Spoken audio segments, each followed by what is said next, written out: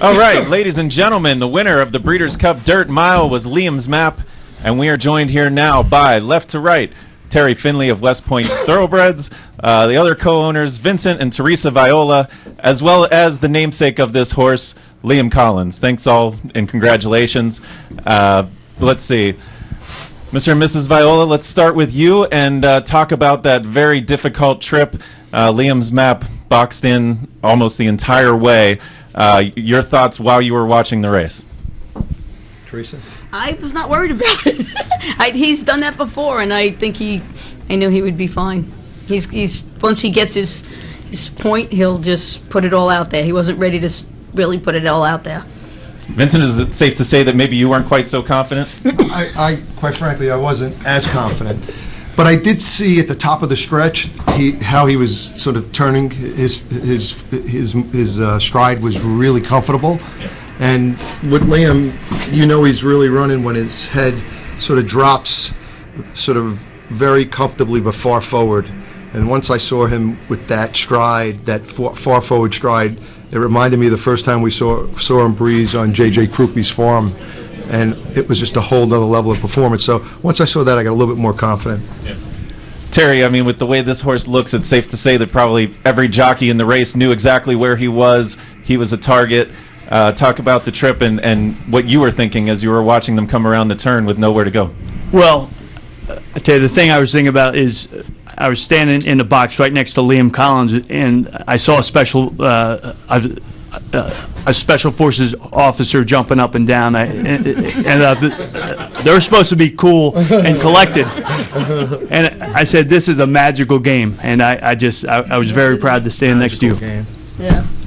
And now can we talk about Liam's Map's future as far as was this definitively the last race? Oh, yeah, he's going to get on a wonderfully comfortable van and head over to his new home, permanent home at Lane's End with the Farishes, and we are humbled and honored that they would have an interest in Standing Out Stallion. I mean, with their contribution and history in the game, it's heralded. So, and I think today Liam showed something very special. He might be able to throw all kind of different style runners. So yeah, so we got Lane's End, and you could talk to Mr. Farish, but I think we're pretty excited about his chances.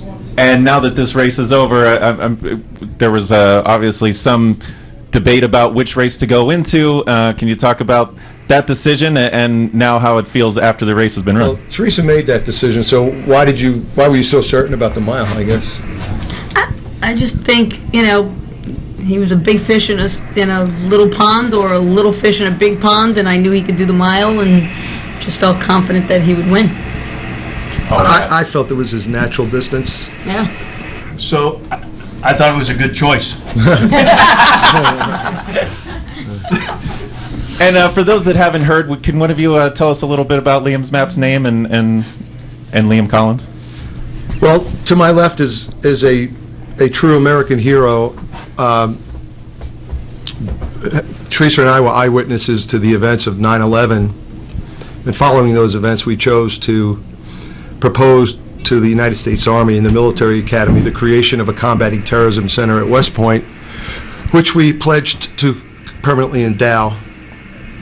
And I met Liam while he was the associate executive director, and he later became the executive director. We have a tradition in the United States Army: when new folks come to a unit or a group, they're hailed, they're welcomed, and when folks leave, they're farewelled.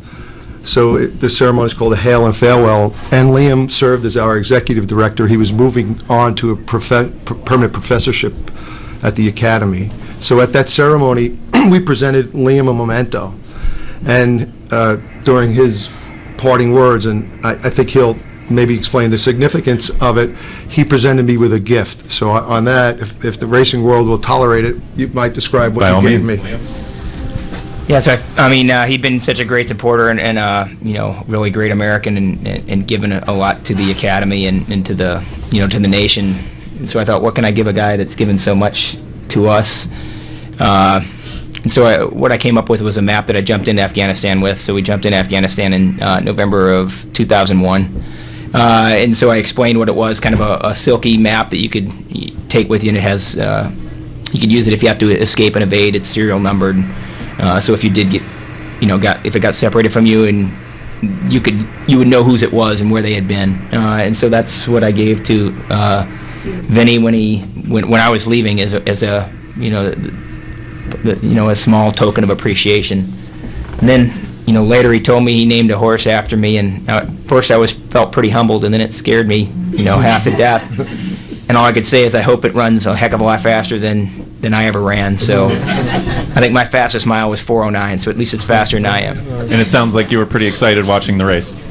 Yeah, I was kind of in Vinny's camp, not Teresa's camp, so I was a little more worried until the last straightaway. All right, folks, we have a question here from Tom. Liam's map has won several times, and given the fact every time he made a move, he was stopped, maybe 2-3 times. It's like an engine being turned on and being shut off. Yeah. Would you rate this the most impressive of all his wins? I would say unequivocally this was his most impressive race. He handled disruptions to his pace. He handled, quite frankly, disruptions from his perspective, where he was vis the other horses. And he displayed a pace, an ability to pace that I think it's a new dimension to him, quite frankly.